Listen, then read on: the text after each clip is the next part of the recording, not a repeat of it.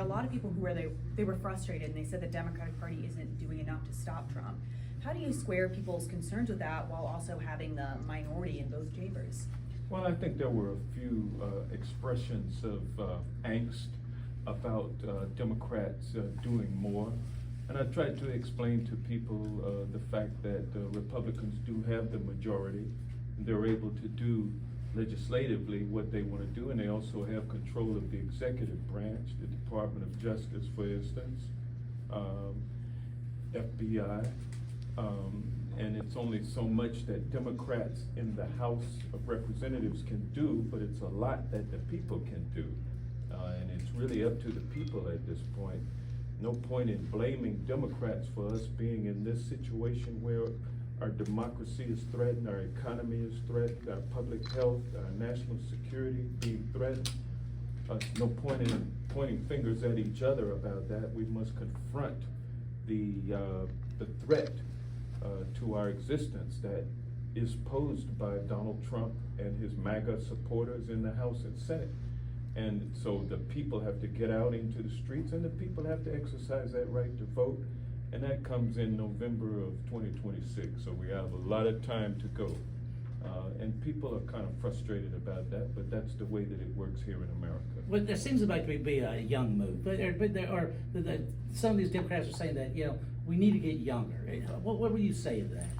Well, I think that's a normal process: growth, aging, sickness, death, and then young people come along and you go through that same period, go through that same cycle again. And so, I mean, that's just the reality in which we are existing. But we have a lot of young Democrats who are making a big positive difference on the national scene.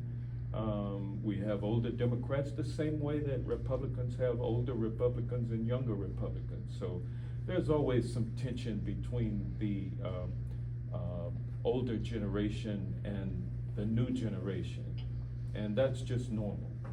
Is it frustrating for you when you hear people ask you questions and they feel like they're not actually getting a concrete response from you and they just want more? Well, I didn't get that from this crowd out here. I tried to give them honest answers, straightforward answers, and maybe they were not all satisfied with those responses, but that's the best that I could give. Certainly no talking points.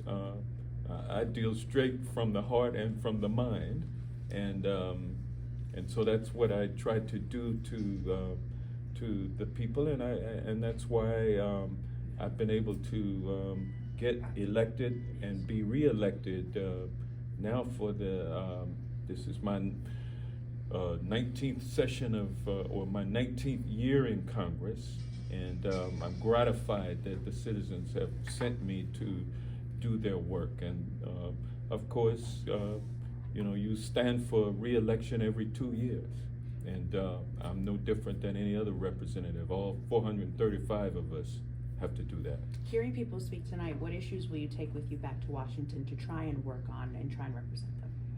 Well, the same ones I came in here with, which was to protect Medicaid, Medicare, SNAP benefits. Don't let them be used to offset the biggest tax cut in history for the top billionaires and millionaires and wealthy corporations.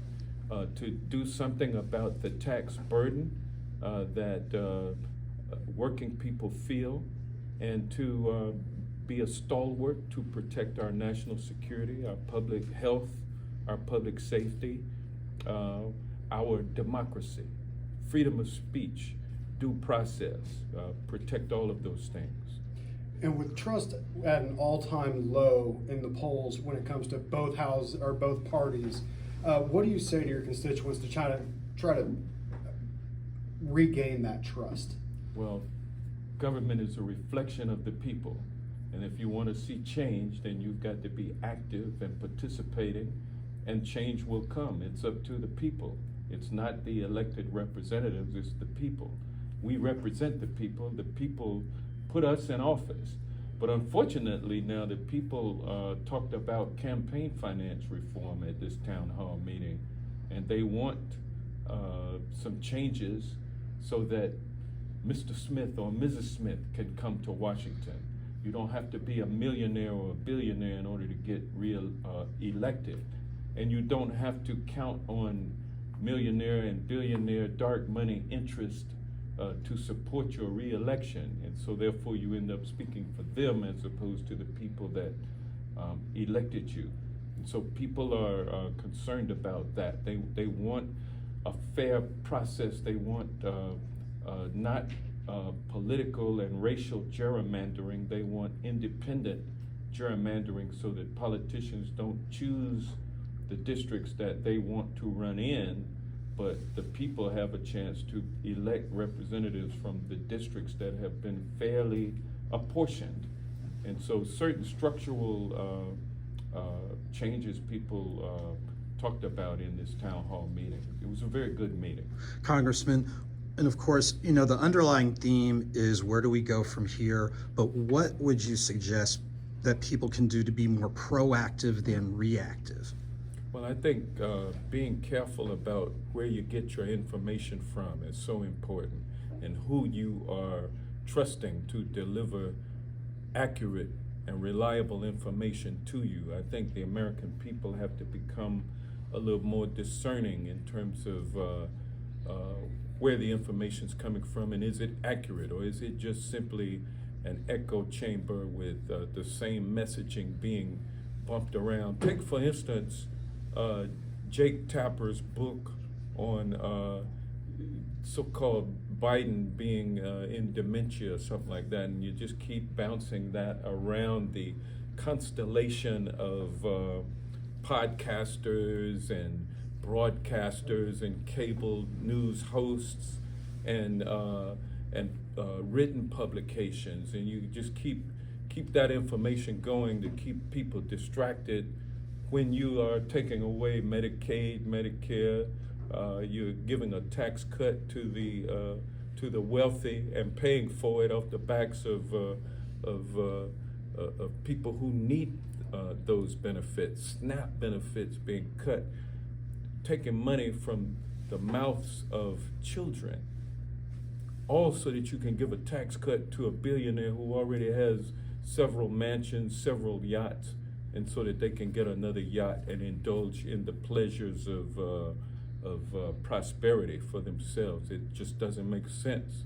And so, people need to be more discerning in terms of the information that they're getting and the relevance of it. And you need to be keeping up with what is actually happening out here, and how Trump is accepting a $400 million jet. How, at the same time, he's hosting a group of people at his golf resort who paid at least $1 million for his worthless meme coin just to get the opportunity to sit down and talk with him or to be in his presence. So what do people think about things when they hear that kind of information? Because when they are stuck in that constellation where the only thing they're hearing about is Joe Biden being senile, and he was the most effective president in generations, but their minds are flooded with false and deceptive information to get them off track. You know, American people have to be more discerning. You are not the only Georgia politician that has come from DC to have a town hall in the last recent weeks, but I feel like we've been to quite a few on both sides of the aisle, and they tend to be heated, and there's a lot of frustration on both sides. Why do you think that is in this climate that we're currently in? Well, the American people are polarized, confused, agitated, unsettled, and searching for answers and searching for truth. And the worst thing that can happen is during periods like this, people obey Republican leadership that's telling them don't hold town hall meetings. That's the worst thing that that can happen to the people when their representatives try to shield themselves or hide from the people who elected them. But nevertheless, that's what we have. Most Republicans are not having live town hall meetings, and many of them are not having telephone town hall meetings or streaming events so that people can communicate with them. They're just trying to get by and make it through the next election based on their incumbency. And people are sick and tired of politicians doing what they do to keep themselves in office as opposed to representing the people and representing the best interest of the common good in this country. Right, thank you guys, we really appreciate it.